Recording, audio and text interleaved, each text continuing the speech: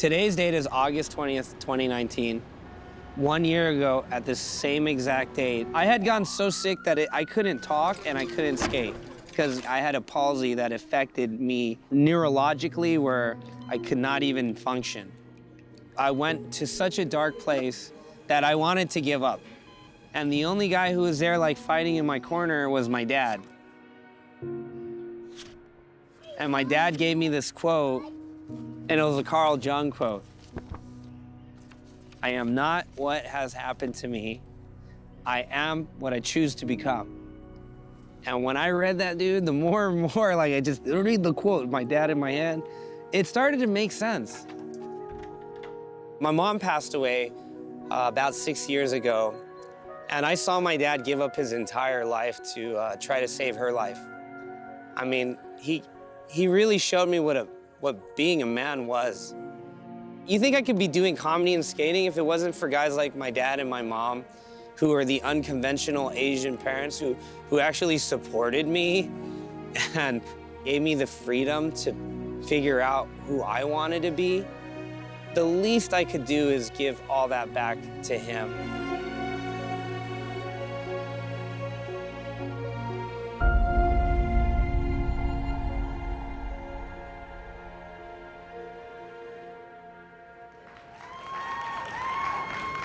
Those days kicked me out of FPE. He's a model, a skater. He's awesome, man. He's like, make some noise for Mr. George Wang. My name is George Wang Jr. I am a little insecure about my name for two reasons. I'm a Wang and I'm a junior.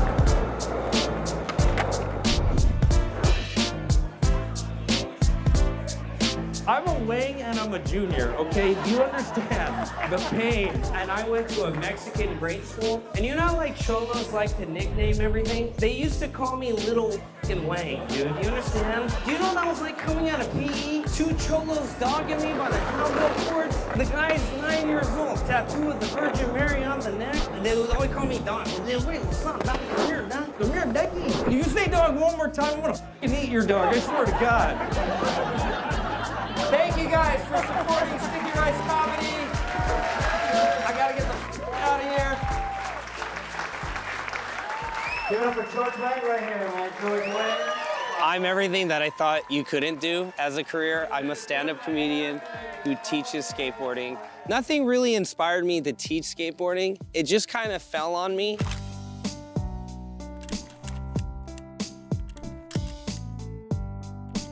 I was just at a low point in my life, and it just so happened at the time this opportunity came up where I could teach it. I jumped on that immediately, and because of it, my school's won 3 out of the 3 tournaments we've hosted in LAUSD history. Like skateboarding competed in different high schools, and I never thought I'd be the guy getting the Gatorade dumped over my head like in my life. So, you know, I just kind of fell into this leadership role. I didn't play the video. Oh, it didn't record?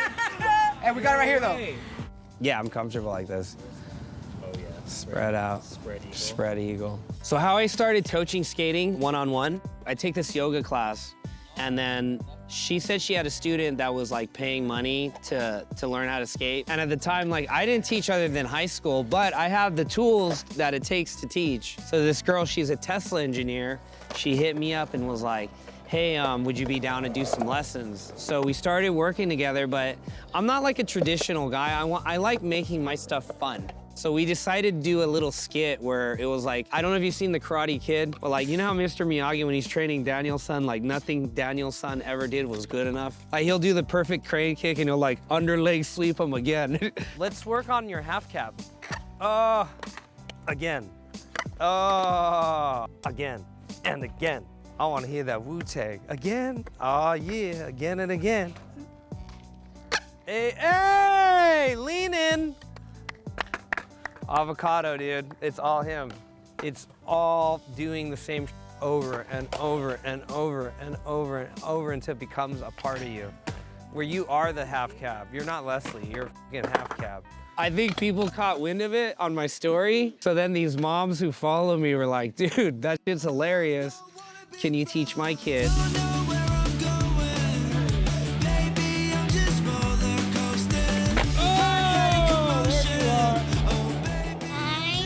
4.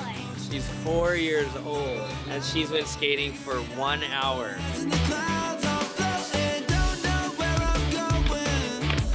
Friends' moms were starting to hit me up asking if I would teach their kids. And at first I was kind of reluctant to it because I have training from the high school, but I hadn't had my own thing before like this. So I just started. Man, it's probably the best move I've ever made, like literally, because it feels so good. And it also makes me realize how hard it was for me growing up, for every skater who was at home learning how to ollie in front of your house, trying to like kickflip, and just having, you know, that relationship to when my mom bought me my first board. It's like it touches me in a way that is very sentimental when I kind of see like the skate mom, and it makes me happy. I don't have kids, but I know what a proud dad must feel like.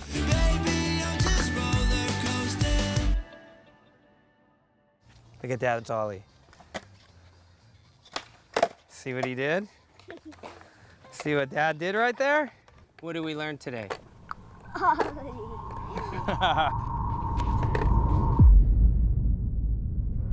The breaking news, stay at Now to home. growing That is the concerns order about this deadly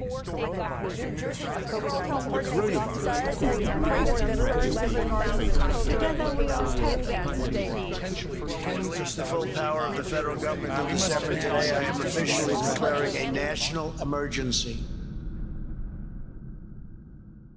Okay, so basically COVID happened, and it did take a little toll on my stand-up comedy, but I started to actually, I started to thrive.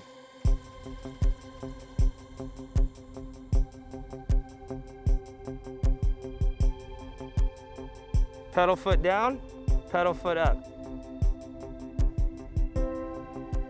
So long story short, stand-up ended, and I was a little worried. I wasn't gonna be able to work. I wasn't even doing my skateboarding lessons as much because parents were scared of letting their kids learn. A bunch of my friends kept telling me that I should try this new app called TikTok. I was really opposed to it. I was really like, that's not my thing. I don't sing, I don't dance. Out of nowhere, my clients started coming back slowly. Like I started with one client and we started doing lessons once a week. And then one of my clients was this little kid, his name is Silas. And Silas was a client from pre-COVID that I had worked with. One time that I knew in my mind was very special. I started filming our lesson and I decided to just put our lesson on TikTok. Next thing you know, that video got close to 1 million hits. And the next thing you know, like I checked my inbox, there was just an army of kids out there who wanted to learn how to skateboard all over the world.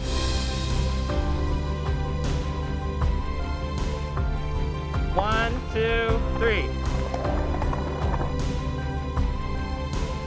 Are you the TikToker? I am, dude. Shout out, shout out, shout out. Hey, hey, hey. It's kind of like walking a puppy, like an electronic puppy. Catch up, Phoenix. That's fine, you guys go first.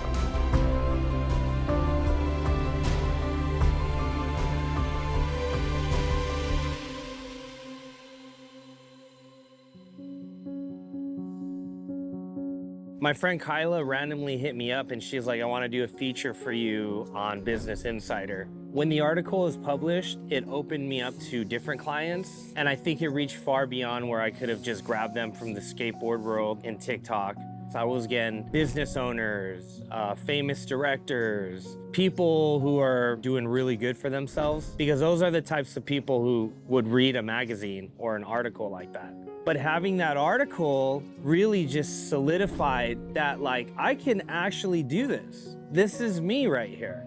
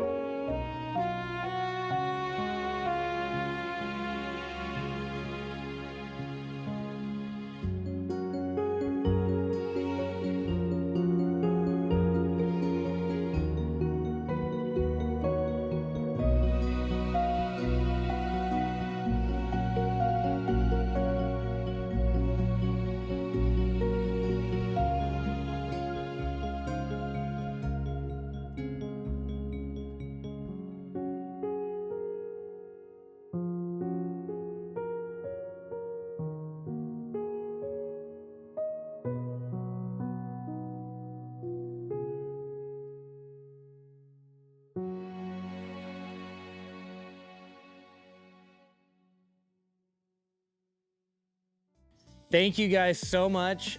Thank you for watching this documentary. We've worked so hard on this. I mean, we've literally like sweat, bled, cried this project in the last 2 years. And to see where we've gone from there to now, I can't be any more grateful. Words can't even express how grateful I am to be here. And it wouldn't be possible without all the people around me constantly pushing me, especially my dad and my mom, who's up there watching. And for the first time in my life, I was able to buy myself a nice, reliable car that I can go and drive to all my lessons to. I just wanna say thank you to you parents for giving your kids an opportunity to discover this thing that I so love. And I'm gonna do my best to be the best role model I can be, to not only teach them skateboarding, but to take these things outside of skateboarding and be like the dopest human being on earth. I'm gonna keep doing this until I can't, and I think that'd be the day I die. So skate or die. I love you guys. Peace out.